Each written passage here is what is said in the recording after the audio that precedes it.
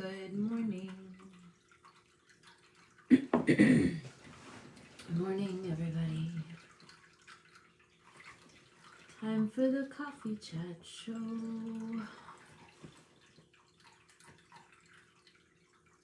Morning, Marie. Morning, everybody. We'll wait for everyone to catch up with the fact that we are live and online. Good morning, Marsha. How's everybody this morning? The end of April, guys. Armina, hi. End of April, can you believe it? Crazy. Dodie has her coffee. I have mine too, Dodie. Let me turn this phone down. I just sent my team for Delta High or something, so now they'll all be answering me. Good morning, Lynn Marie, Katie. Hi, everybody. How are you? Hope everyone is well this morning. Dolly, good morning. Wait for all of our folks to roll in here before we get started on today's gem of wisdom. An hour ago, I had nothing to say, and I was really questioning whether or not I should go live because I just was feeling like, I don't know, I was feeling like, what could I say and what should I say? So, for those of you that believe in God, which I'm a big God girl, I don't talk about it a ton on here. So, yeah, the water flow is my fountain in the back. Sorry about that. I guess you can hear it. If I try to put my earbuds in, then I can't pick up the audio for the audio podcast. So it like switches back and forth. So anyway, we'll turn on the audio podcast. For those of you that don't know, if you missed the live video, you can catch us, you can catch the audio on podcast. Good morning, Liz. If you just go to revealingleaders.com, you can get everything that you need. Good morning, Candace and Amanda. Hi, everybody. Okay, so if you want to catch us on audio, you can go to revealingleaders.com. You can also get a bunch of free downloads. If you go to revealingleaders.com, which Tracy just dropped the link in the comments, and you can click free stuff. All right, everybody's talking to me here. Kirsten is saying it's a powerful new moon. I see Angie Gibson, hi, and Beth. Glad to see Kirsten on here as well. Okay, so anyway, an hour ago I had nothing to say, and I was pretty confident that I was going to call Tracy and tell her that we weren't going to go live. And then I asked God to tell me what the hell I should talk about. And within 5 minutes, literally, I heard it right inside my head, clear as a bell. Bloom where you're planted. And that is actually, there's a whole message behind that, so we'll get into that. That's actually, in some respects, work-wise, what I've been going through for the last little while. In my own head about, what I'm supposed to do with my life, and am I doing what I'm supposed to be doing with my life? And sometimes it doesn't look the way that I thought it would or the way that I think it should. And I was reading this passage about work from a Catherine Ponder book, and she talked about, that you're always right where you're supposed to be for whatever time you're supposed to be there, and that the way, if where you are does not look like where you want to be, and you're sure that the universe or God has made a terrible mistake, the way to move that faster is to, start blessing that circumstance and really be in it and give your best and do your best and bring your best every day and give it your all, and stop bitching, whining, and complaining about the fact that you're there in the first place. And this goes for a job or a housing situation or an economic circumstance, any of it, right? So this leads, that whole bloom where you're planted idea leads to this whole thing, which I immediately knew the message that I needed to deliver this morning. So when you are here and you want to go there in your life, whether it's the kind of car that you're driving, the apartment that you live in, the circumstances that you have, the salary that you make or don't make, the job that you have or don't have, the situation that you have or don't have, all of that, you know, we hold in mind, we have a manifestation list, we're working towards what we want to make manifest. Meanwhile, we are sitting where we're sitting.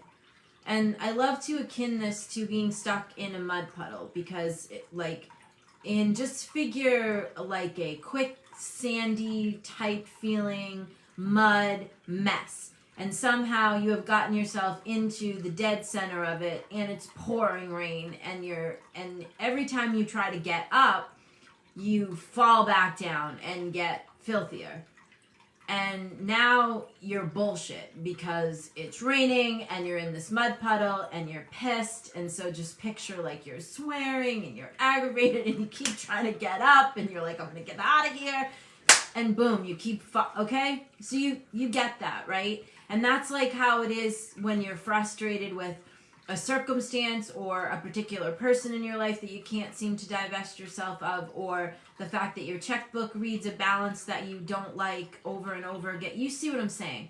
Anytime you are in something that you do not find favorable, our first reaction is, get me the F out of here. This is not where I'm supposed to be. This is not who I'm supposed to be with. This is not where I'm supposed to work. This is not how my life is supposed to turn out. And we're aggravated. We're like, get me the F out of here. I'm good, you know? Okay, so go back to my mud puddle scenario. When you are in a huge mud puddle and it's an absolute disastrous mess and you are bullshit and you keep trying to get up and out of it, you keep falling, you keep slipping. It's like if you were in quicksand and you're bullshit and you're trying to get out. The more you struggle in quicksand, the deeper you sink. The more you fight the adverse condition and be bullshit at it, the bigger it gets. The longer you stay in it, the more teeth it has into you. The way to move through this, anything like this, is to bloom where you're planted. As in, shit, I'm in the middle of a huge mud puddle. I might as well just make the best of it.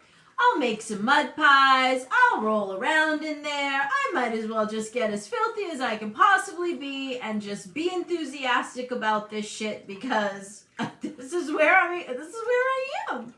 This is where I am. So I might as well be happy about that. This is where I am. I'm going to bloom where I'm planted, right? When we rail against anything in life, like, first of all, two things. One, sometimes something is given to you as a learning activity, right, by the universe. And so you've got to learn that lesson before you can elevate. Usually, right before you elevate to some kind of a huge, like a next level or a huge blessing, you are tested, man, and it looks like a piece of shit. So that's one thing. The second thing is, in order to make manifest the life that you say that you want, you have to raise your worthiness index. So you have to believe that you deserve that to be able to bring it to you. So lots of times when we're down here in the mud puddle, there's a lot of opportunity here. There's a lot of lessons to be learned. There's a lot of work to do. And when we're railing against it, when we're banging on it and try to get out of it, we're missing the opportunity to learn what there is to learn. The faster you can bloom where you're planted, bless what you're in, enjoy it, make up that you're enthusiastic about where you're at, the faster you can get out of there. You will gain skills inside yourself by turning a hot mess into a blessing. You will gain skills that you may not know that you had by turning it around when you're sitting in the middle of it. So by inviting you to my mud pie party in the middle of my mud puddle and getting excited about making mud pies or rolling in the mud instead of being bullshit that my clothes are getting ruined and I'm sitting in this mud puddle. You see, it's all, we talk about attitude all the time, and I talk about how your attitude is your attractor, and that where you're sitting is going to be your attraction point. Talk about the law of attraction here on the Coffee Chat Show over and over again. Blooming where you're planted is it's not accepting a circumstance that you don't love. It is, but it's not like settling for that circumstance. It's being accepting of what you're sitting in the middle of and learning how to make the best of it, bless it, put lipstick and a dress on the pig, have a cup of tea with it. Do you see what I'm saying? Blooming where you're planted is a huge skill, because most of us all the time, we're not happy where we are and we want to get somewhere else, and we're so busy not being happy where we are and being pissed off that we're not someplace else, we neglect the lessons that are here for us in the mud puddle. There's a lot of lessons in the mud puddle. Those lessons will give you the strength of character to go forward. If you've been a poor sucker for most of your life, and then all of a sudden somebody gives you a job for 200 grand, and you're still in the poor sucker mentality, you will not keep that damn job. You won't. You won't keep the job because your own characteristics won't allow you to have it, because you don't really think you deserve it, because you're still a poor sucker inside your mind. You have to learn to become a grateful, enthusiastic, joyful, non-critical, non-criticizing human being. Raise your own character and your own worthiness index, and then you can receive and keep the blessings that want to find you. So if you are in a mud puddle circumstance, we'll call it, and you are railing and fighting against it and trying to beat it off of you, I have news. You're going to stay there for a long ass time. Antonio's going to be 21 next Friday, if you can believe that. I'm still like, holy cow. And so, when that happens, you kind of like in your mind go back like the whole time. Like, what happened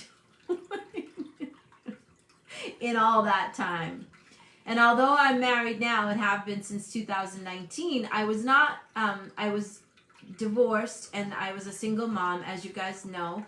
And nobody else lived with us. I never had a man or a boyfriend live with us or anything. So it was him and I, had to pay for everything and do everything. So way back there when he was like 2, he doesn't really remember this, thank God.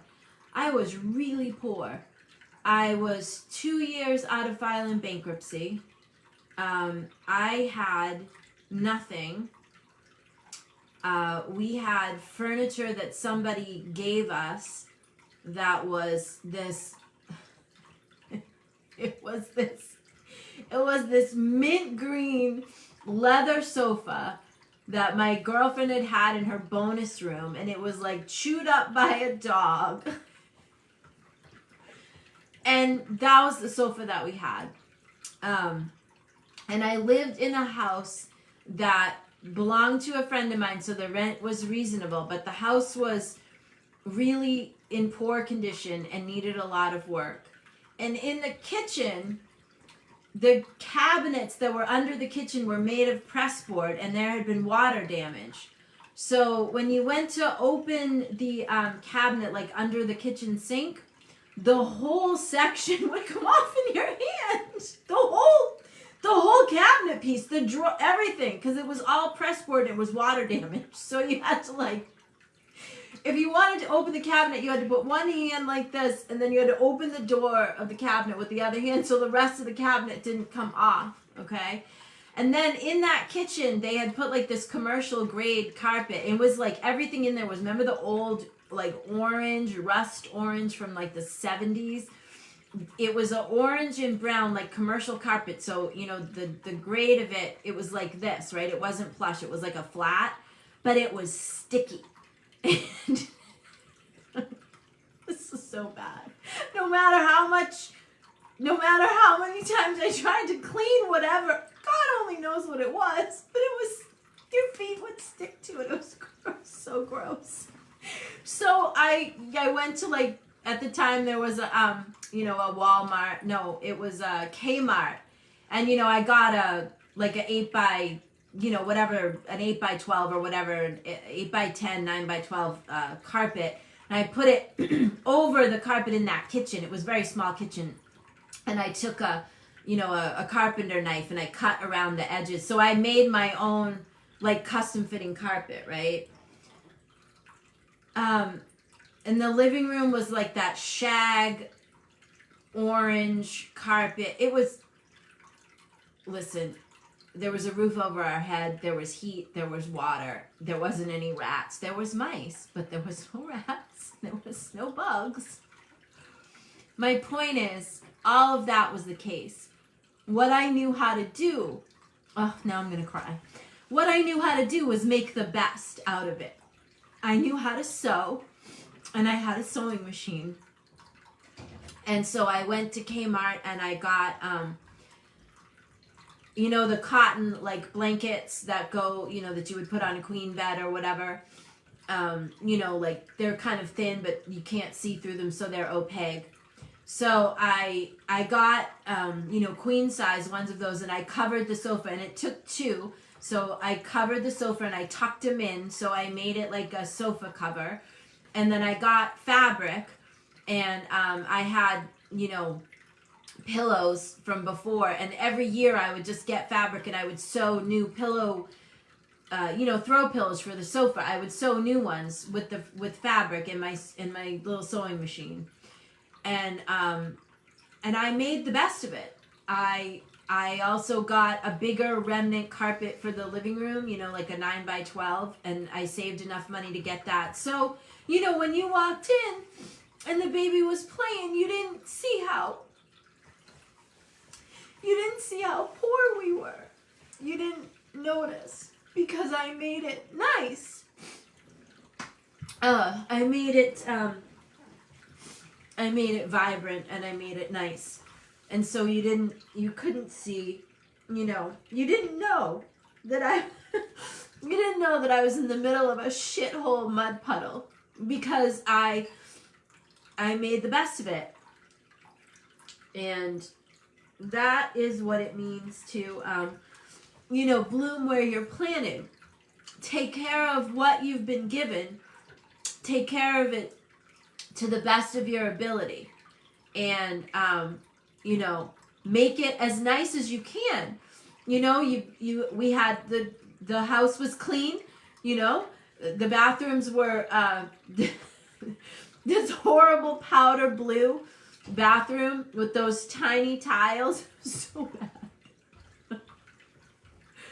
And, you know, it was clean, and I made the best of it, and I got, you know, nice bathroom rugs and, you know, all of that. So, and everything I bought at Kmart because I didn't have a lot of money. In fact, I had hardly any money at all. And I made, you know, quilts for the beds myself, and I got more of those throw blankets. And you can get a lot of stuff at Kmart, Walmart, you know, all those places. I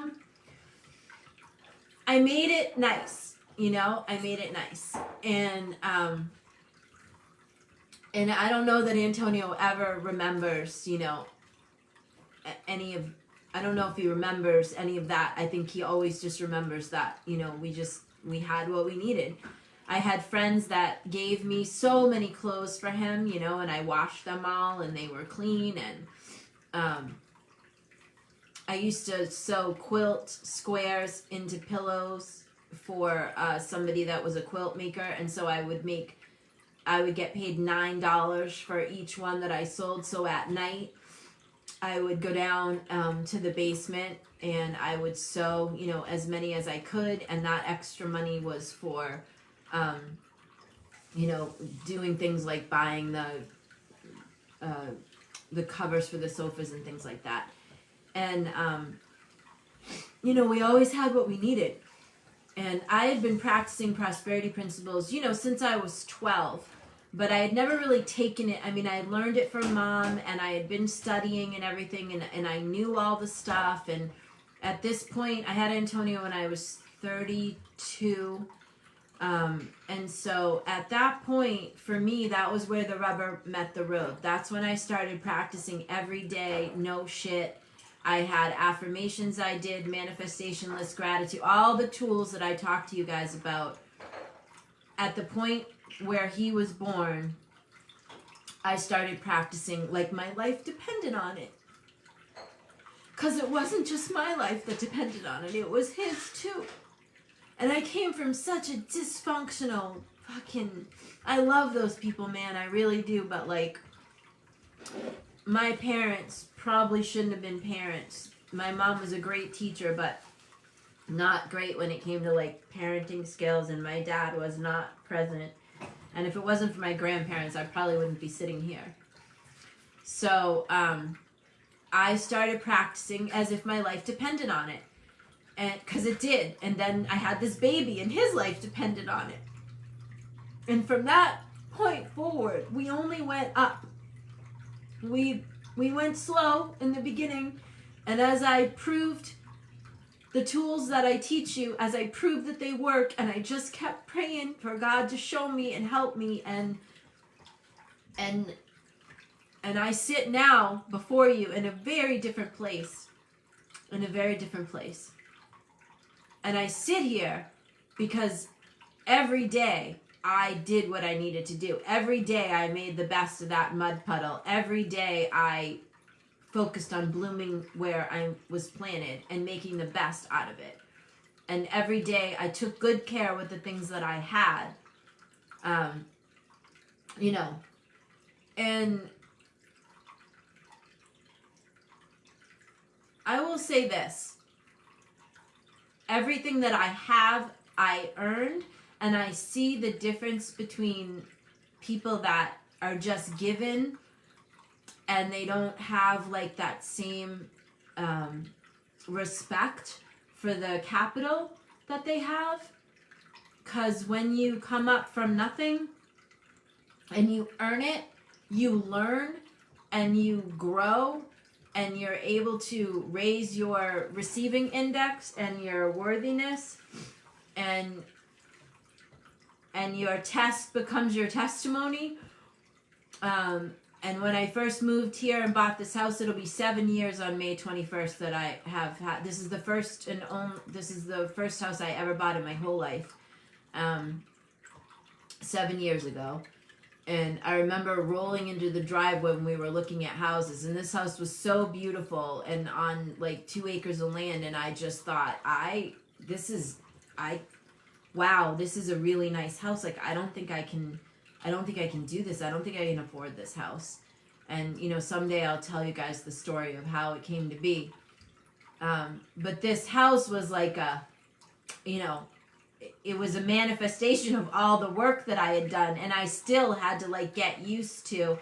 And, you know, when I moved into this house, it didn't look at all like it looks now. You know, it was a beautiful home, but I've done so much work, and each year we do more work. And so, like, if you look at pictures of the house when I rolled up in the driveway for the first time and what it looks like now, it's very different, because you continue to elevate, you continue to bloom where you're planted and work yourself out of, you know, what your current circumstances look like and all that. So where I've been caught up in the last I would say, months, maybe a year now, maybe 6 months, about Bloom Where Your Planet Is, I always just wonder, am I doing enough to make a difference in people's lives? Because probably in 2009, I just said to God, like, look, just use my life. Like, just make sure that my kid is always safe and that I always can pay my bills and I have what I need, and use my life for whatever you want to use it for.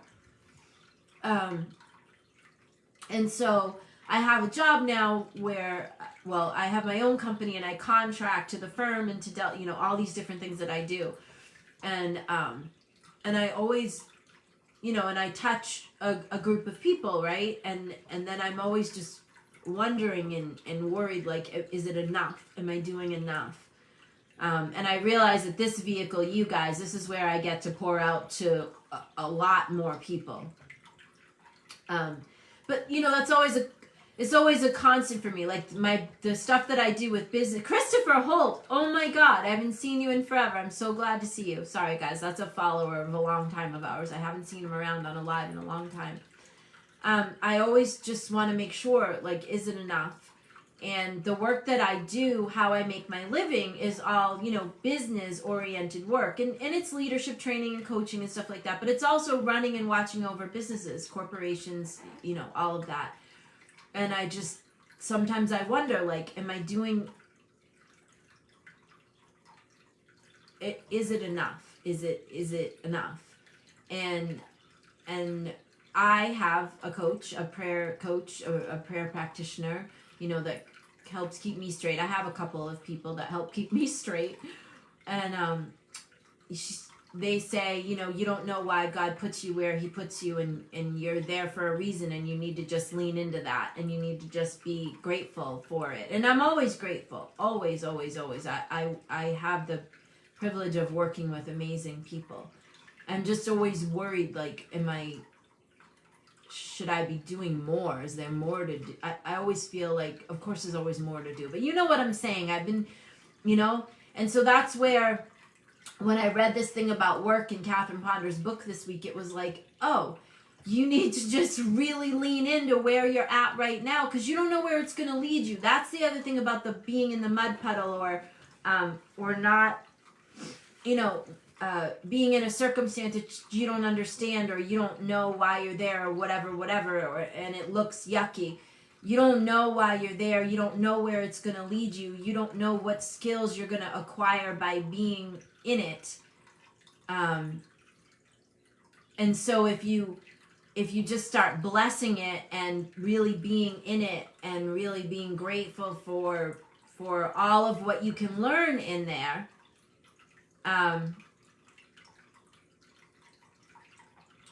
you'll move through it faster, and you'll be able to extract the good from it faster. Liz just asked me which one of Catherine Ponder's books is it.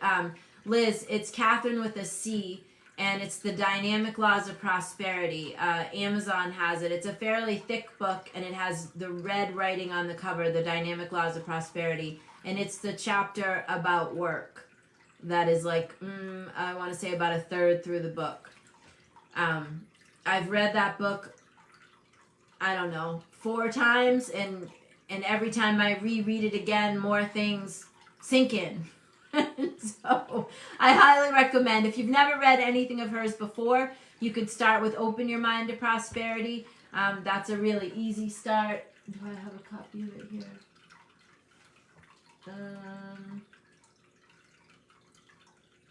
No, I don't. I think I gave it away. I constantly buy her books and give them away. But you can find all of her stuff on Amazon.com. You can find her books there. And I've been studying and reading Catherine Ponder since I was 12. And she has, I don't know, maybe let's say 12 or 15 books that she wrote in her lifetime. She's still alive. She's quite older now. And her and I have exchanged a letter here and there because I've studied her work my whole life. And her work has shaped my prosperity practice. And Florence Scovel Shinn is another one.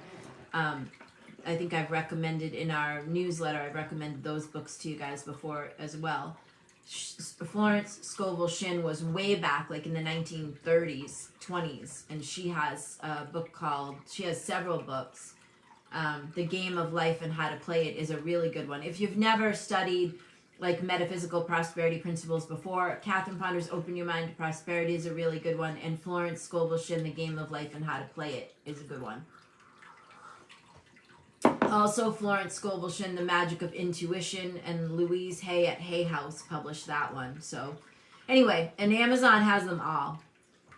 Those are all really great places to start with all, you know, with all the tools and principles that we talk about here on the Coffee Chat Show. That's where I started many, many years ago. I'll be 54 this year. Florence Scovel Shinn, Dolly. Florence, SCHOVELSHINN. Rhonda, who I shouted out last week. She's Delta Higher. She works with me. And The Game of Life and How to Play It is a book that I gave everyone on the crew, on the Delta Higher crew. I don't know if they read it or not. I know Rhonda read it. If you do read it, it will change your life. It's one of those books that if you read it and start to practice what's in it, it will change, you know, it will change the way that you think of things. Okay, Tracy dropped it. I guess there's no H. Thank you, Tracy. All right, you guys, so that's my message for today. Bloom where you're planted. If you just jumped on, you can go back after I post this and you can watch it from the beginning. I gave you a little testimony there of what life used to look like for me many moons ago. I was talking about how I just made the best of what I had been given. It's a great skill to be able to do that. I still do it. There are still, you know, things that I would like to elevate in time. And, you know, you bless and make the best of what you have in front of you. And therefore you can move forward and it multiplies and it returns to bless you. So that's how that works. Whenever you fight against something, you will be stuck in it much longer. So I highly recommend just starting to bless the circumstances that you're in, even if you don't like them, and see what you can do to make the best of, you know, where you are. And get joyful about it, you know? If you can get joyful when you're covered with mud and slipping and sliding around in a mud puddle, you know? All right, you guys, have a great week. We'll say goodbye to our podcast listeners and Facebook fam. We'll see you next Saturday morning. Take care.